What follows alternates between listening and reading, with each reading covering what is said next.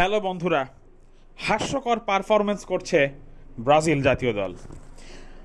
2024 Copa আমেরিকাতে Brazil কোনো মতে খুইয়ে খুইয়ে সেমিফাইনালে এলেও সেমিফাইনালে তাদের প্রতিপক্ষ ছিল শক্তিশালী দল উরুগুয়েতে নুনেজ, হার্নান্দেজ, লুইস সুয়ারেজের মতো প্লেয়ারদের কাছে একেবারেই বোকা বনে গিয়েছেন ব্রাজিলের মেইন দল।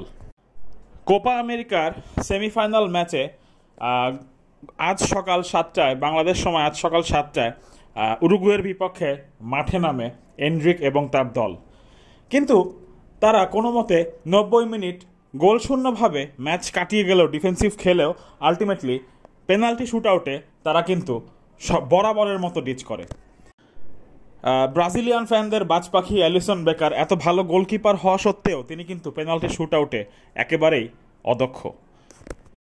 শেষ পর্যন্ত টাইব্রেকারে 4-2 গোলে সহজ জয় ছিনিয়ে নেয় লুইস সুয়ারেজ বাহিনী।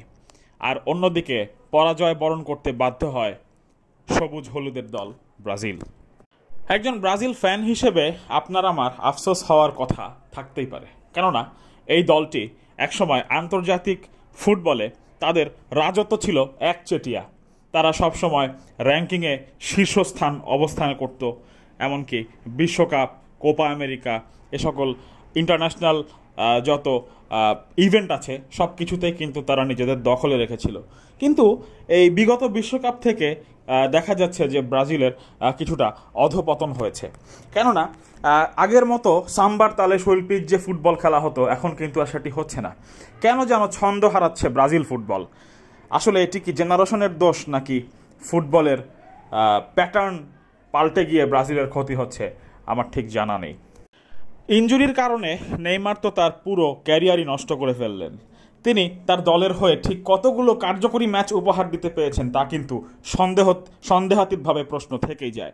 অন্যদিকে একেবারে নব্য বিস্ময় বালক এন্ড্রিকের আগমনও রাঙাতে পারেননি ব্রাজিলের এই ম্যাচটিতে। এদিকে লুকাস পাকেতা, রাফিনিয়া, রদ্রিগোর মতো সো কল্ড অভিজ্ঞ ফরওয়ার্ড কিংবা উইঙ্গাররাও কিন্তু দলকে ভালো কিছু উপহার দিতে পারছেন না। অন্যদিকে ব্রাজিলের যে ডিফেন্স লাইন আছে, অর্থাৎ মার্কুইনস বাহিনী, তারা কিন্তু একেবারেই দুর্বল। তারা কিন্তু তাদের প্রপার যে ডিফেন্স, ব্রাজিলের একটা সময় ছিল যখন ড্যানি আলভেস, থিয়াগো সিলভারা রেগুলার ছিলেন, মার্সেলোরা রেগুলার ছিলেন, তাদের এই ডিফেন্স লাইন কিন্তু মানে দুর্ভেদ্য ছিল।